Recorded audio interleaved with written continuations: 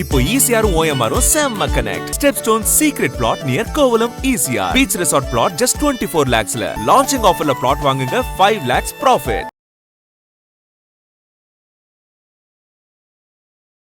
சும்மா நம்ம ஒரு காலேஜுக்கு போகிற மாதிரி ஆஃபீஸ் போயிட்டு 3 வருஷம் 4 வருஷம் கற்றுக்கினது அதே இது இல்லாமல் கொஞ்சம் அடிஷ்னல் ஸ்கில் சர்டிஃபிகேஷன்லாம் பண்ணணும். அதாவது இன்றைக்கி ஏன் நிறைய ஐடி கம்பெனிஸில் வந்து சாட்டர்டே சண்டே வந்து பிரேக் ஆஃப் கூட ஐ மீன் லீவ் கொடுக்குறாங்கன்னா not just to enjoy, it definitely to give time to update. Join பண்ணும்போது என்ன அவங்கள்ட்ட என்ன ஸ்கில் செட் இருந்ததோ 4 வருஷம் கழித்து அதே ஸ்கில் செட் தான் இருக்குது. அது எப்படி முடியும்? 4 வருஷம் இருக்கிற மாதிரி ஒரே டெக்னாலஜி இருக்குமா? கண்டிப்பாக இருக்காது. இல்லை, இனிமேல் வந்து இது வந்து ஒரு ரெகுலர் ஃபியூச்சராக இருக்கும். ஒரு பக்கம் ஹையரிங், ஒரு பக்கம் ஃபயரிங், இது நடந்துகிட்டே தான் இருக்க போகுது. இது வந்து இப்போ மட்டும் இல்லை, இப்போ கொஞ்சம் ஜாஸ்தியாக நடக்குது, வெளி உலகத்தில் தெரிய ஆரம்பிக்கிறது. இதே வெளிநாடுகளில் அது வந்து ஒரு பழக்கமாகவே இருந்தது. ஒரு பக்கம் ஹையரிங் ஃபயரிங் அப்படின்னு. ஒரு வீட்டில் வந்து கல்யாணம் ஆகிற பொண்ணு இருந்துச்சுன்னா, ஒரு வரம் வந்துச்சுன்னா, அந்த மாப்பிள்ளை பார்க்கணும், அந்த மாப்பிள்ளையும் அந்த பொண்ணு பற்றி சோஷியல் மீடியாவில் சர்ச் பண்ணுறாங்க. மாப்பிள்ளை பொண்ணு பார்க்கறதுக்கே சோஷியல் மீடியாவில் வந்து நம்ம அனலைஸ் பண்ணும்போது வேலை கொடுக்குறவன் பார்க்க மாட்டான்னா வாழ்க்கையில் தேடல. அதாவது வாய்ப்பை தேடி போகிறவன் தான் வாழ்க்கையில் ஜெயிக்கிறான். வாய்ப்பை எதிர்பார்த்தவன் வாழ்க்கையில் ஜெயித்தது சரித்திரமே கிடையாது. ஸோ அதை தேடிப்போங்க, எல்லாமே அவைலபிள். ஆஸ் டெக்னாலஜி க்ரோஸ் அவனுக்கு தெரிஞ்சிருக்கிறது. அப்போல்லாம் இன்டர்நெட் வந்து டயல்-அப் கனெக்ஷனில் இருந்தது. அது எப்படி எவால்வ் ஆச்சு, அது எப்படி இப்போ இருக்கிற நடந்துகிட்ருக்கு, இன்டர்நெட்டை ரீஷேப் ஆக போகுது. அப்போது அந்த டெக்னாலஜி என்னென்ன ஃபயர் வால்ஸ் வரப்போகுது அப்படின்னு, how quantum computing is going to change the internet. நம்ம யூஸ் பண்ணுற இன்டர்நெட் இல்லை கம்யூனிகேஷனில் பாருங்கள், நாம் யூஸ் பண்ணுறது 5G ரைட்டுங்களா? நம்ம சிலபஸில் 2G கூட அவ்வளோவா இல்லை. இப்போ சைனா வந்து 10G வந்துட்டாங்க. இப்போ ஒரு பையன் உள்ள நுழையும் போது, அவன் படிக்கும்போது, அவன் படித்து வெளியே வரும்போது, நானே உங்கள்கிட்ட கேட்குறேன், நீங்கள் 5 வருஷம் கழித்து 5G யூஸ் பண்ணுவீங்களா? பேரும் 6 முதல் 60% வரை ஆடி தள்ளுபடியுடன் சூப்பர் சரவணா ஸ்டோர்ஸ், சென்னை, மதுரை, கோவை.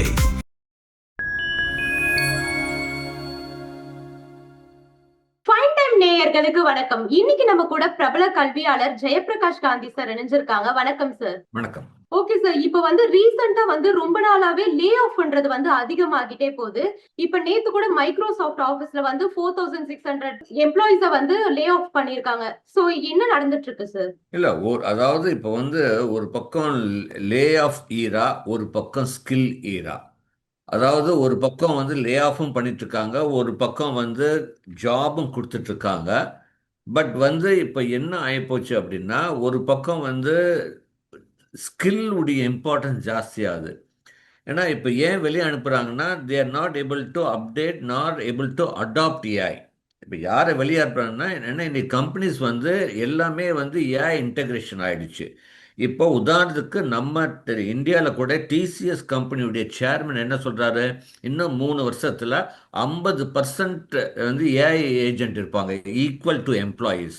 அப்போது ஒரு பக்கம் வந்து ஒரு ஏஐ ஏஜென்ட்டை வந்து மாஸ்டர் பண்ணுறதுக்கு ஸ்கில் தேவைப்படுது. ஸோ கண்டிப்பாக ஹியூமன் இன்டர்வென்ஷன் இல்லாமல் இருக்க போகிறது இல்லை. அப்போ இப்படி பார்த்தோம்னா ஒரு பக்கம் வந்து ஸ்கில் ஏரியாவுக்கும் லே ஆஃப் ஏரியாவுக்கும் வந்து ஒரு பெரிய போட்டி நடக்குது. யார் ஜெயிக்க போகிறான்னு தான் இப்போ தெரிய மாட்டேங்குது. அப்போது நிஜமாவே திறமைகளை வளர்த்துக்கிட்டால், அதாவது அப்டேட்டடாக இருந்தால், கண்டிப்பாக you can stay back and work and grow. அதுதான் நாங்கள் சொல்கிற இது. சும்மா நம்ம ஒரு காலேஜுக்கு போகிற மாதிரி ஆஃபீஸ் போயிட்டு 3 வருஷம் 4 வருஷம் கற்றுக்கினது அதே இது இல்லாமல் கொஞ்சம் அடிஷ்னல் ஸ்கில் சர்டிஃபிகேஷன்லாம் பண்ணணும். அதாவது இன்றைக்கி ஏன் நிறைய ஐடி கம்பெனிஸில் வந்து சாட்டர்டே சண்டே வந்து பிரேக் ஆஃப் கூட ஐ மீன் லீவ் கொடுக்குறாங்கன்னா not just to enjoy, it definitely to give time to update. கண்டிப்பாக இப்போ நீங்கள் பார்த்தீங்கன்னா, இன்னொரு இடத்துல ஒரு சர்வே நான் படித்தேன். நம்முடைய இந்தியன் ஐடி கம்பெனிலேயே வந்து 70% எம்ப்ளாயீஸ் வந்து are not updating, not getting higher certification. Join பண்ணும்போது அவங்கள்ட்ட என்ன ஸ்கில் செட் இருந்ததோ 4 வருஷம் கழித்து அதே ஸ்கில் செட் தான் இருக்குது. அது எப்படி முடியும்? 4 வருஷம் இருக்கிற மாதிரி ஒரே டெக்னாலஜி இருக்குமா? கண்டிப்பாக இருக்காது. அப்போ அப்டேட் பண்ணிட்டு இருக்கவங்களுக்கு சர்வே ஆகுறாங்க. அந்த 30-40% சர்வே ஆகிட்டுருக்காங்க, அவங்க க்ரோ ஆகிட்டுருக்காங்க. அவங்களுக்கு வந்து வேறு கம்பெனியும் நல்ல ஆஃபர் கிடைக்குது, தி ஆர் மூவிங். அந்த மாதிரி எல்லா விஷயமும் நடக்குது. ஸோ கண்டிப்பாக இது வந்து இளம் நியூ கிராஜுவேட்ஸ் வந்து மைண்டில் வச்சுக்கணும். நான் படிச்சுட்டேன் வேலை கிடைச்சிச்சு அப்படிங்கிறது கண்டிப்பாக கிடையாது. இப்போ உதாரணத்துக்கு 2 நாள் முன்னாடி என்கிட்ட ஒரு ஸ்டூடெண்ட் வந்து ஒரு டாப் கல்லூரியில் படித்த ஸ்டூடெண்ட் அமேசானில் ஜாயின்ட் அவங்க அவங்க காலேஜ் மூலமாக இன்டர்ன்ஷிப், அதாவது 6 மந்த்ஸ், அதாவது டிகிரி முடித்தவொடனே 6 மந்த்ஸ் முடித்தவனில் அவர் அவர் அவர் என்ன சொல்கிறாருன்னா, சார் எங்கள் ஜாயின் பண்ண எங்கள் கல்லூரி மட்டும் இல்லை 4-5 கல்லூரியில் ஆல்மோஸ்ட் 70% வந்து வெளியே அனுப்பிச்சிட்டாங்க. 6 மாதம் மட்டும் நான் இன்டர்ன்ஷிப் பண்ணிவிட்டு இப்போ எங்களால் வேலை செய்கிறது கஷ்டமாக இருக்குங்கிறாங்க. காரணம் என்ன அப்படின்னு நான் கேட்டேன். அது ஏன் அந்த அந்த அந்த மீதி பேரை வந்து 30% ஏன் அவங்க அனுப்பலைன்னா தெரியலங்கிறார். அப்புறம் நான் சொன்னேன், இந்த மாதிரி ஸ்கில் செட்லாம் நீங்கள் கற்றுக்கிட்டீங்களா, நீங்கள் பண்ணுற வேர்ட்டிகல்னா இல்லை அப்படின்னாரு. அப்போ எப்படி ரீட்டைன் பண்ணுவாங்க? So everything you cannot expect company to teach and train you. ஏன்னா இன்னைக்கு training cost has become very very much. So அவங்க என்ன எக்ஸ்பெக்ட் பண்ணுறாங்கன்னா, நீங்கள் செல்ஃப் லேர்னிங் பண்ணிக்கணும். நிறைய நிறைய பிளாட்ஃபார்ம்ஸ் ஹவ் கம். ஸோ வந்து the how to update.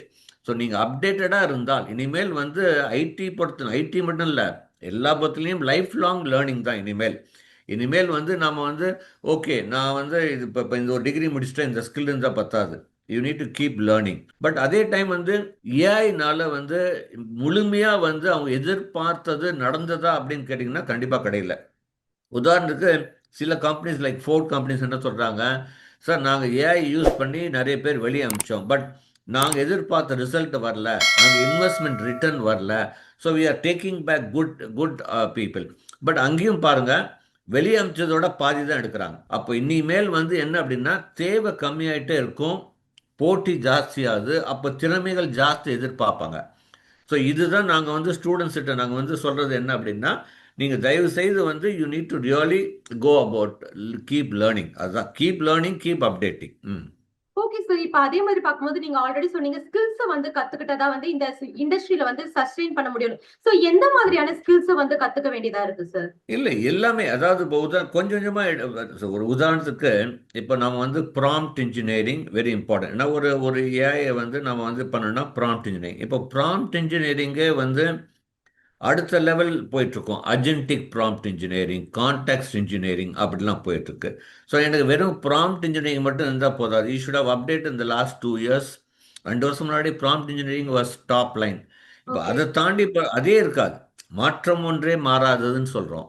So வந்து அதே மாதிரி இப்போ உதாரணத்துக்கு கிளவுட் கம்ப்யூட்டிங் இருக்குது அப்படின்னா ஈ has to learn about industrial cloud platform.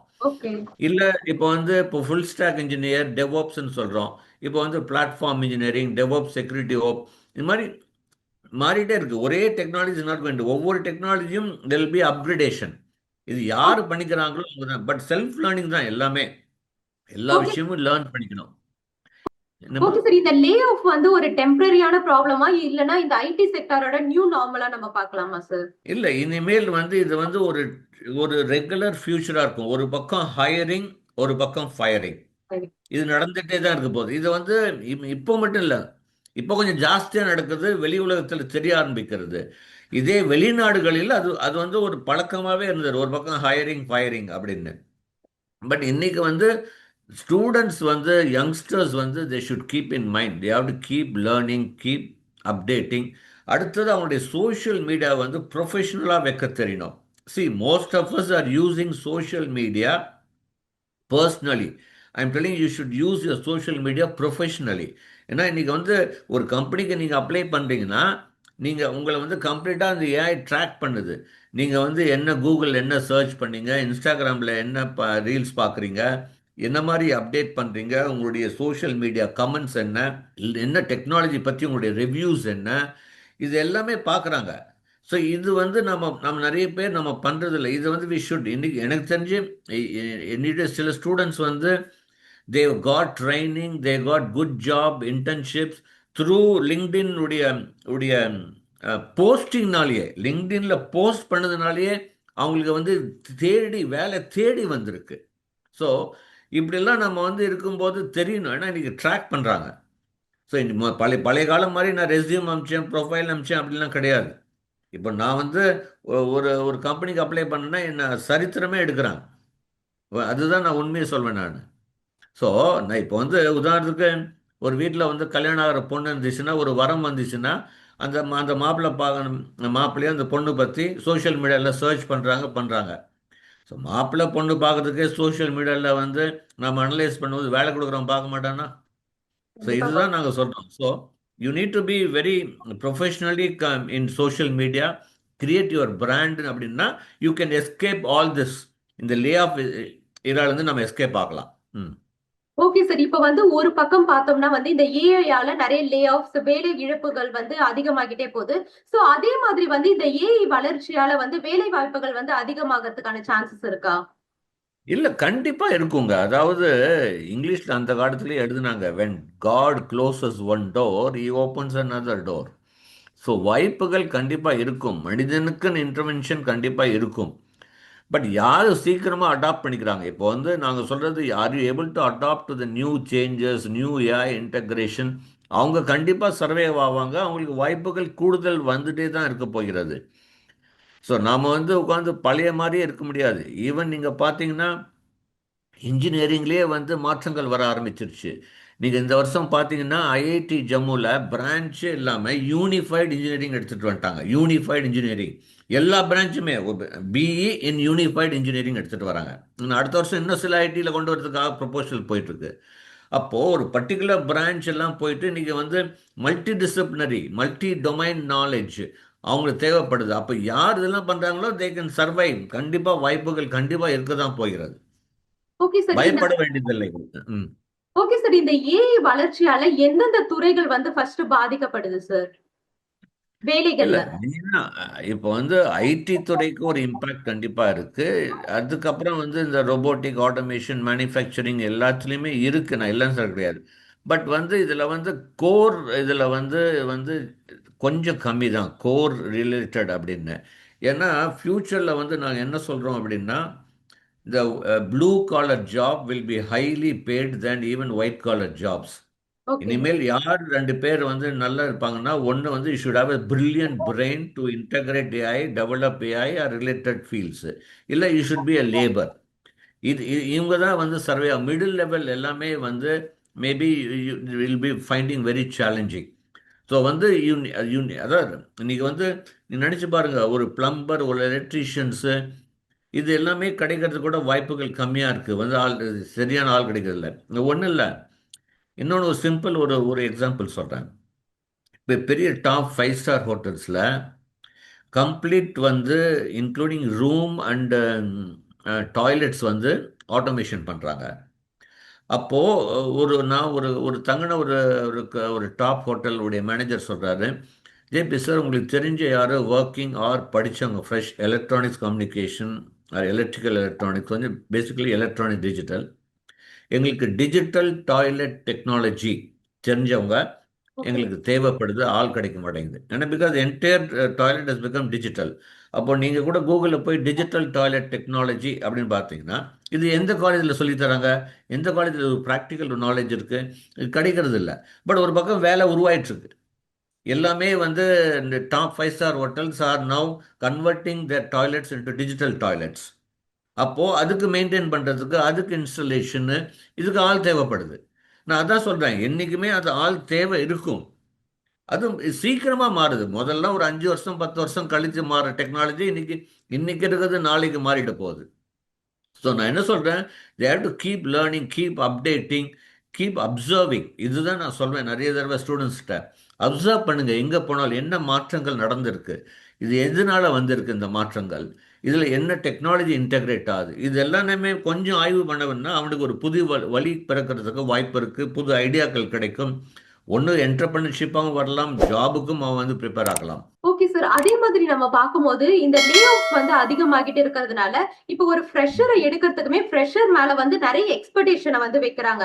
அதே சமயம் இன்னொரு பக்கம் பார்க்கும்போது வந்து அவங்க காலேஜஸ்ல வந்து எல்லாமே வந்து தியரிட்டிக்கலா தான் கத்து தராங்க, எதையுமே வந்து பிராக்டிக்கலா கத்து தரது இல்ல. சோ வந்து காலேஜஸ் வந்து இதுக்காக எந்தெந்த மாதிரியான ஸ்கில்ஸ்லாம் ஸ்டூடெண்ட்ஸ்க்கு கத்து தரணும் சார்? அப்பா, சூப்பர் கேள்வி. அதாவது நீங்கள் சொல்கிறது ஒரு பக்கம் நிஜமான ஒரு கசப்பான உண்மை கூட சொல்லலாம். ஓகே. ரைட்டுங்களா? இப்போ நான் என்ன சொல்கிறேன், every problem has got a solution. இப்போ நீங்கள் சொல்கிறீங்க சார், வந்து கம்பெனி சைடில் பார்த்தா they want some practical experience, exposure அப்படிங்கிறீங்க. காலேஜில் வந்து sir we are only teaching theoretical, எங்கள் சிலபஸ் படி தான் இது பண்ணுறோம் அப்படிங்கிறாங்க. இப்போ நாங்கள் ஸ்டூடெண்ட்ஸ்கிட்ட ஃபஸ்ட்டு சொல்கிறது, நீங்கள் வந்து you should choose a college. எப்போவுமே கல்லூரிகள் வந்து மாணவர்கள் சூஸ் பண்ணும்போது இன்றைக்கி வந்து நல்ல டாப் கல்லூரியில் ஃப்ளெக்சிபிள் லேர்னிங், ஃப்ரீடம் லேர்னிங்லாம் வந்துருச்சு.